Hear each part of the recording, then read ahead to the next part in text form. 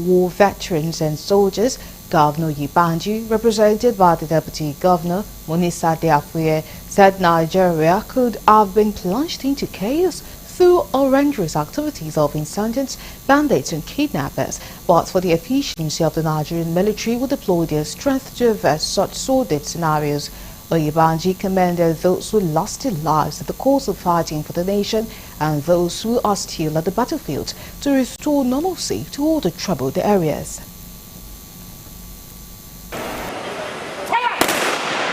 This event also afforded us the time to reflect soberly, to value the contribution of the gallant officers and encourage ourselves to imbibe the spirit of love and brotherhood towards building a society for all to dwell peacefully. It is our duty to show gratitude to our veterans and pay homage to their patriotism, and this we have come to do today. 95% of us are over 70. So you know that there are some sickness that occasion with age.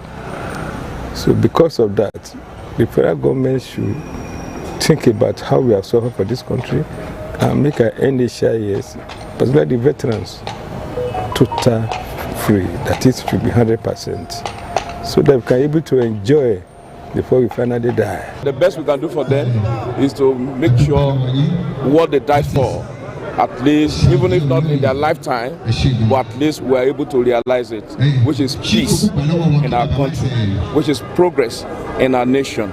And I think that will also make them happy wherever they are.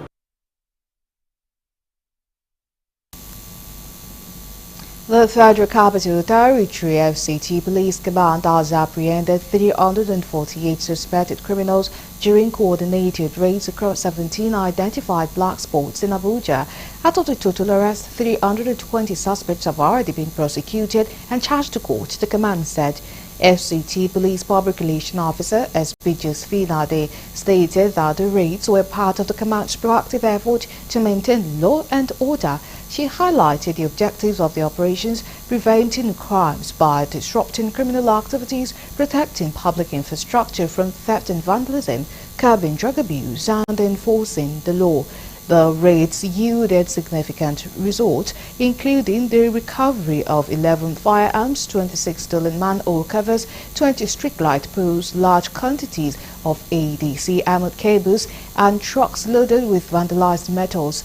Additionally, the police confiscated large amounts of dried leaves suspected to be Indian hemp and other hard drugs, helping to reduce drug-related crimes in the capital. The Director General of the National Oil Spill Detection and Response Agency, NOSDRA, Engineer Chukwuemeka Nwoke, to the agency's mandate under the National Oil-Free Contingency Plan. Speaking during the Ministry of Environment's Budget Defense session with the committee, Engineer Emeka explained that the agency's funding challenges stem from the envelope budgeting system, which restricts its financial capacity. He expressed confidence that the committee, led by Senator Ned Nwoko from the South-South region, an area severely impacted by oil spills, would understand the gravity of the situation and support the agency's call for increased funding. The sum of 239,239,099 covers was appropriated. This one too was released 99%. And the reason I also want to state that the overhead release is inadequate with respect to assignment of National Oil Spill Contingency Plan given to the agency. When I inquired, they said it is based on the envelope system. We have made a letter to the Office of the Director General Budget Office.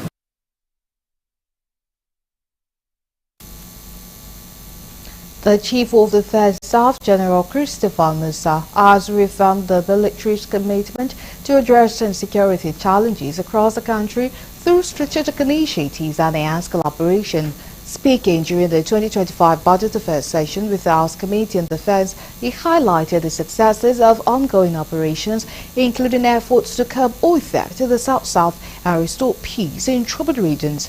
General Musa noted that the military has intensified its use of both kinetic and non-kinetic strategies, ensuring that local stakeholders, including religious and cultural leaders, are actively involved in peace-building efforts.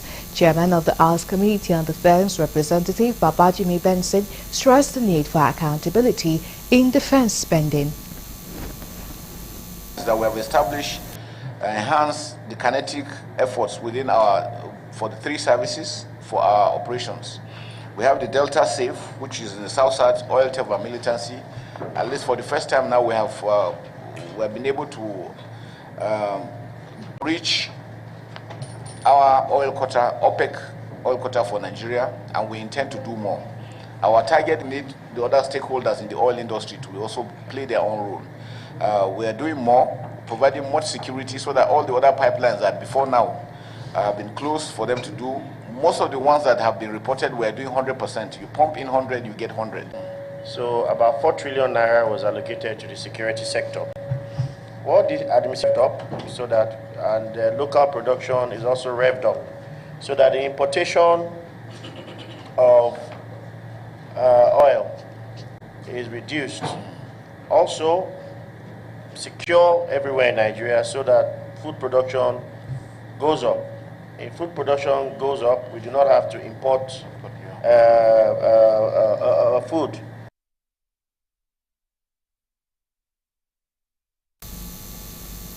The Senate Committee on Housing, led by Senator Aminu Tambuwal, has rejected the budget proposal of the Ministry of Housing due to inability of the ministry to account for the estimates of the 2024 budget. Not only that, the budget offense was characterized by drama and exchange of words between Senator Abdul Ningi from Bauchi Central and Senator Jima Ibrahim from South over the ministry's budget estimates. The Minister of State for Housing, Right Honorable Yusuf Abdullahi, who represented the Minister of Housing, presented the ministry's estimate for the 2025 fiscal year before the committee chaired by Senator Tambuwal. Senator Abdul Ningi, a member of the committee, while responding to before the Senate. How I wish is not the state minister that is in our midst today. How I wish is the minister. The Ministry of Housing, even though the permanent secretary is new, the National Assembly is this yearly ritual. Bring the budget, and then nothing happens until next year. And this is exactly what the Ministry of Housing does under the President's leadership.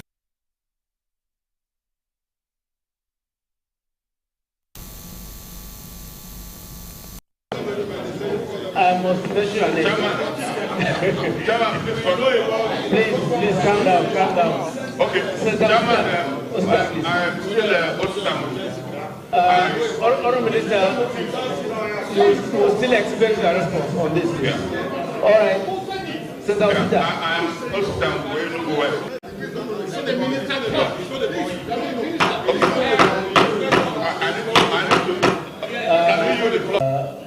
Yes, we have timelines from the Appropriations Committee, but we will get across to them to extend our own timelines.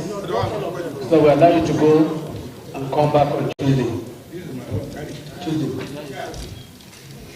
Keep it, okay, all right. Return them to the Secretariat. Send them now.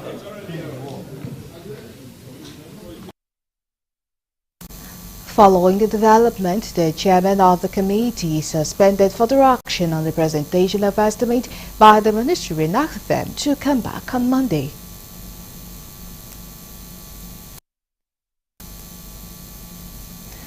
The National Assembly Joint Committee on Livestock Development said the 11.8 billion naira proposed for the take-off of the recently created Federal Ministry of Livestock Development was grossly inadequate.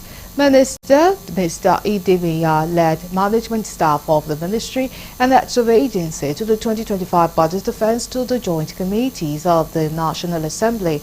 Correspondent Kolojo reports that the minister said that the ministry, which took off 3 months ago from the Ministry of Agriculture and Food Security, is yet to have office accommodations, lacks facilities, necessary office and operational equipment to run as a full-fledged ministry. It was a very democratic process, very free engagement.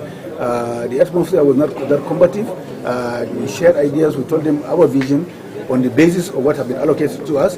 We do sectoral allocations, and that drew a lot of interest from the distributed members of the committee, both Senate and House. We defended what we did on the basis of cattle density in the country, for the type of livestock that are there in terms of either pig or poultry or cattle or sheep or goats, etc., etc. The Joint Committee queried the amount of input from the Presidential Implementation Committee for the takeoff of the ministry and agreed that the committee will try its best to help the ministry achieve its mandate. This committee, our members and our members from the House were invited to come together, to put our head together to see how we will assist this ministry to see that they have more funding. Because of the high expectation this Nigerian, our citizens have on this ministry of livestock development. And want to assure the minister that we will do our best to see that we definitely assist you in terms of on this budgetary issue. The use of this nation should be targeted, should be our target. We should be trying our best to see that, to see how we can help them, how we provide some job for them. We are at a period of foundation laying, and how strong the House will be dependent on. Meanwhile, the chairman of House Committee on Healthcare Institution, Honorable Amos Magaji, has emphasized the crucial role of a functional healthcare system on the role it plays in reducing corruption in Nigeria.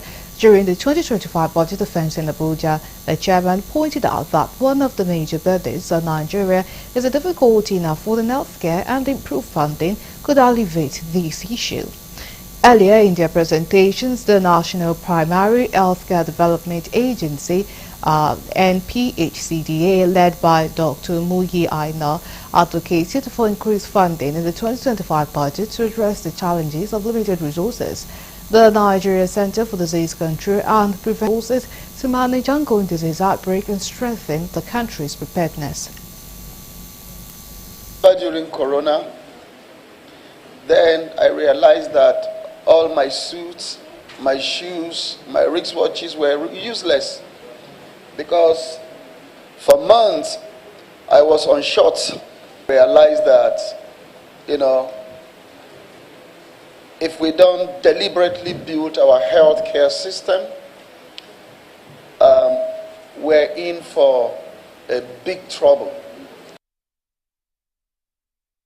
One of the major challenges was that the vaccine targets girls aged 9 to 14 years. If you look at our health system, generally speaking, that population, we have almost nothing else that routinely engages them. It's usually very young children that we give routine vaccines before we introduce HPV, or older people, pregnant women, or elderly people that have chronic illnesses. This age is not the age that we had a lot of experience engaging at scale. We track data, we track events. When we see anything unusually high, it's a trigger. We send people to go and investigate. And more importantly again, in our detection capabilities, we're not even relying on the old models again. We're going to genomic sequencing, which is faster, modern, and can detect many diseases, not only one. So to answer your question, yes, we are relatively ready. I cannot tell you that we're 100% ready, because we don't know what is coming, we don't know the nature.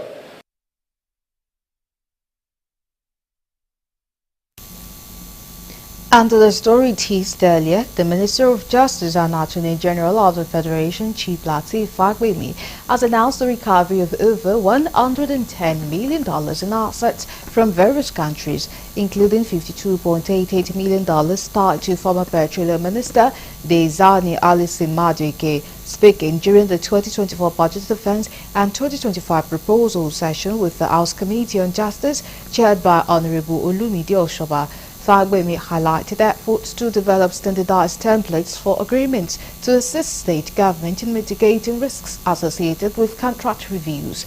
Fagbemi emphasized lessons learned from the P&ID case, stressing the need to engage qualified legal experts with specialized skills for commercial transactions.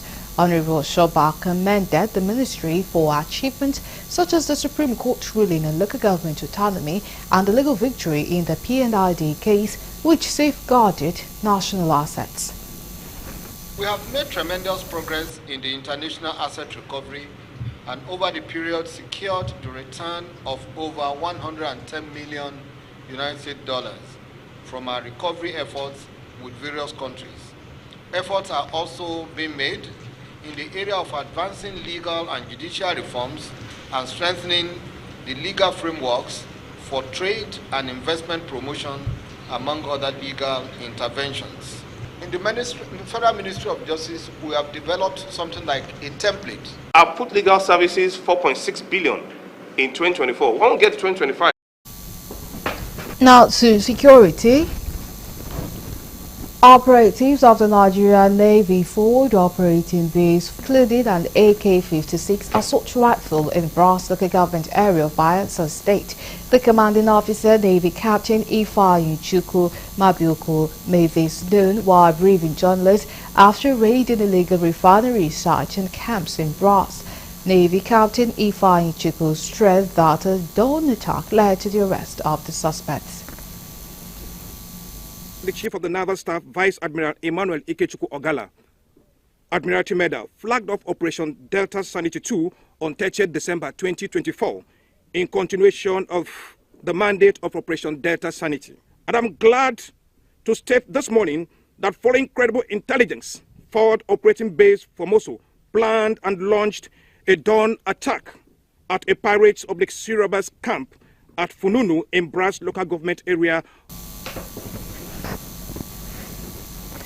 Oyo State government has assured residents that it will leave no stone unturned to ensure the safety of everyone in the state. The assurance came against the backdrop of news that some bandits from the northern part of the country were infiltrating the state. The government, during a press briefing after the state's Joint Security Council meeting, presided over by Governor Seyi Makinde, said all hands were on deck to fish out the bandits and use the instrumentality of the law to deal with them. Kampo Fatai Owusheni, retired Special Advisor on Security to Oyo State Governor, while briefing the media on the resolution of the Security Council, urged people to go about their lawful activities without any fear, assuring them that the state government with the criminal justice system. So as a result of that, there are safeguards which the law has put in place to decongest. One of it is the prerogative of mercy. It's a constitutional, provision, but it has a procedure. So the council reviewed the issue and agreed that we should leverage the opportunity of the prerogative of mercy to decongest. The process is ongoing, and within the next 1 month, that will happen. Now we move to the international desk for more news.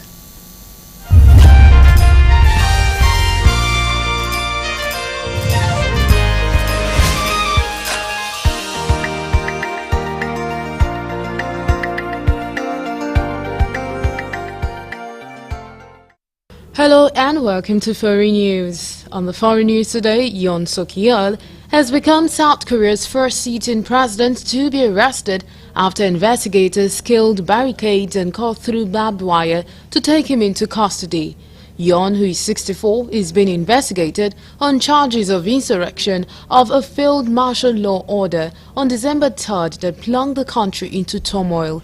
He has also been impeached by Parliament and suspended, but will only be removed from office if the Constitutional Court upholds the impeachment. However, Dawn's dramatic arrest on Wednesday brings to an end a weeks-long standoff between investigators and his presidential security team.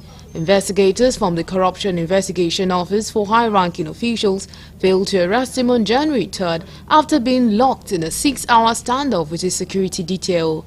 But just before dawn on Wednesday, a much larger team of investigators and police arrived at his residence in central Seoul, armed with ladders to climb over buses blocking its entrance and bolt cutters to remove barbed wire. Other officers in the arrest team, which numbered around 1,000, scaled walls and hiked up nearby trails to reach the presidential residence. After several hours, authorities announced that Yoon had been arrested. In the 3-minute video released just before his arrest, the 64-year-old leader said he would cooperate with the investigators while repeating previous claims that the warrant was not legally valid. On Wednesday afternoon, investigators said Yoon had remained silent throughout questioning. Yoon's lawyers has said his arrest was illegal because the CIO, as an anti-corruption agency, has no power to investigate the insurrection allegations against Yoon. They also claim the warrant was issued by the wrong jurisdiction. Hamas has recruited almost as many new fighters as it has lost in its 16-month full-scale war with Israel, U.S. Secretary of State Antony Blinken said. Washington's top diplomat made the assertion during a speech on Tuesday in which he reiterated the Biden administration's stance that Hamas cannot be defeated. Plans for the post-conflict period remain vague amid complex and competing ambitions. Israeli Prime Minister Benjamin Netanyahu has repeatedly said that total victory over Hamas and destruction of the armed group is a major goal of his country's war in Gaza. However, analysts and even Israeli military officials, Golan, a former member of parliament and current chairman of Israel's Democrats, said the war must end with a political settlement. On Tuesday, Qatar's Ministry of Foreign Affairs spokesperson Majid Al-Ansari said negotiations to bring the conflict to an end are in their final stages, while cautioning against setting expectations too high until there is an official announcement. The ceasefire deal being hammered out is believed to include 3 stages involving a halt of hostilities and exchange of Israeli captives and Palestinian prisoners. The final phase is understood to include discussions around an alternative government to Hamas and plans to rebuild Gaza, which has been devastated. However, the plans are vague. The Palestinians, Arab state and Israel still need to agree on a vision for post-war Gaza. Daniel Chapo of Mozambique, long-ruling Frelimo party, has been sworn in as president of the country. Taking the oath in front of a group of approximately 1,500 supporters on Wednesday, Chapo promised to protect democracy and human rights. Meanwhile, an NGO estimated that more than 300 people have been killed during protests claiming election fraud. Speaking at a sparsely attended ceremony, Chapo, largely unknown before the election last October, promised to devote all his energies to defending, promoting and consolidating national unity, human rights, democracy and the well-being of the Mozambican people. The 48-year-old also pledged to shrink the size of the government by reducing the number of ministries, tackle youth unemployment and prioritize health and education. The city center was largely deserted, but security forces blocked roads throughout Maputo and around Independence Square, where the swearing-in was held. Cyril Ramaphosa, president of neighboring South Africa, was one of the few heads of state attending the inauguration. Opposition leader Benicio Mondlane came second in the vote according to official results, but maintains that he should have won. The 50-year-old, who is popular with the youth, maintains the October 9 polls were rigged in favor of Frelimo, which has governed Mozambique since independence from Portugal in 1975. International observers have said the election was marred by irregularities, while the EU mission condemned what it called the unjustified alteration of election results. Months of protests had followed, to which the government has responded with a crackdown. Still on foreign news, South African rescuers have pulled 36 bodies and 82 survivors from a gold mine in 2 days of operations, police say, adding that the survivors would face illegal mining and immigration charges. After 9 bodies were recovered on Monday, 27 more were brought out from deep underground at Lenda Mathe, said in a statement. Police began laying siege to the mine about 150 kilometers southwest of Johannesburg and south of Stilfontein in August and cut off food and water for months to force the miners to the surface to arrest them as part of a crackdown on illegal mining. Hundreds more survivors and dozens more bodies are still underground, according to a miners' rights group that issued footage on Monday showing corpses to recovered survivors and bodies from a mine shaft more than 2 kilometers underground will continue for days. Police said they will provide a daily update on numbers. Typically, illegal mining takes place in mines that have been abandoned by companies because they are no longer commercially viable on a large scale.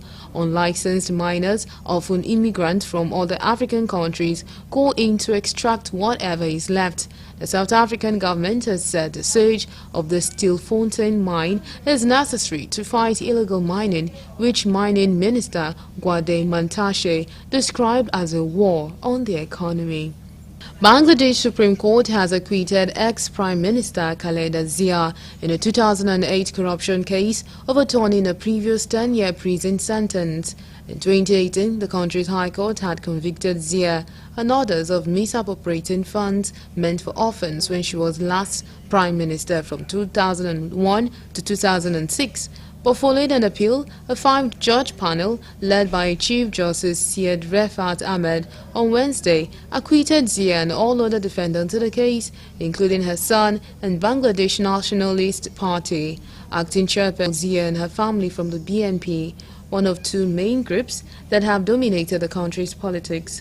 Last November, Zia was also acquitted in another corruption case in which she had been accused of misappropriation of 31.5 million taka from another trust in 2005. Earlier this month, she was flown to London to treat her health. Bangladesh has been ruled by an interim government led by Nobel Peace Laureate Health Problem by Nobel laureate Mohammed Yunus after Prime Minister Sheikh Hasina resigned and fled to India following mass protests against her rule. Hasina's toppling prompted the release of Zia from house arrest later in August. The former Prime Minister has suspended Zia's jail term on health grounds in 2020 under the condition that her long-time rival refrain from traveling abroad and participating in politics. Finally, on foreign scene, China's Ministry of Commerce announced that it has added 7 U.S. companies to its unreliable entity list, citing their involvement in arms sales in Taiwan. The announcement imposes strict measures including trade bans with China and travel restrictions for the company's senior executives. The blacklisted firms include Intercoastal Electronics, System Studies and Simulation, Iron Mountain Solutions, Applied Technologies Group, Accent, and Drill Industries and Maritime Tactical Systems. Effective immediately, these companies are prohibited from import and export activities with China and making new investment in the country.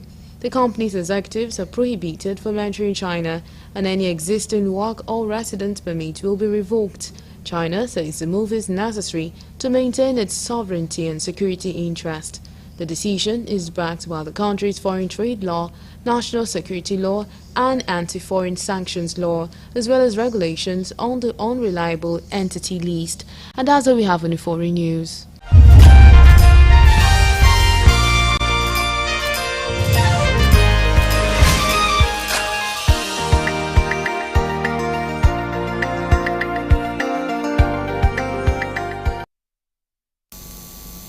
Coming your way next, entertainment news.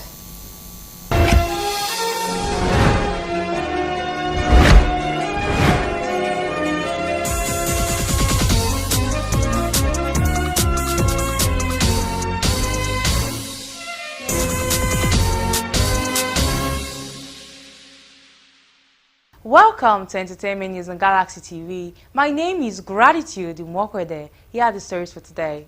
Nigerian singer Akimayokun Awondumila, popularly known as Mayday, has opened up about his secret marriage to a Swedish woman and eventual divorce. The soundtrack crooner revealed that after relocating from Nigeria, he became a house husband in Sweden but got divorced during the COVID-19 lockdown for being stuck in Nigeria. After a recent episode of the Anna's Bunch podcast, Mayday revealed that he was staying at home in Sweden to take care of his child. The singer shared that despite not working, he was earning more from shows than his working-class wife was earning. Afrobeat singer Davido has revealed why his billionaire dad, Chief Adedeji Adeleke, interfered in his first professional recording deal. The Omo Baba Olowo crooner revealed that he has signed a deal with Black Diamond in 2021, but his dad bought him out of the recording deal after he played him a snippet of his hit song Dami Duro video. He disclosed this after his former record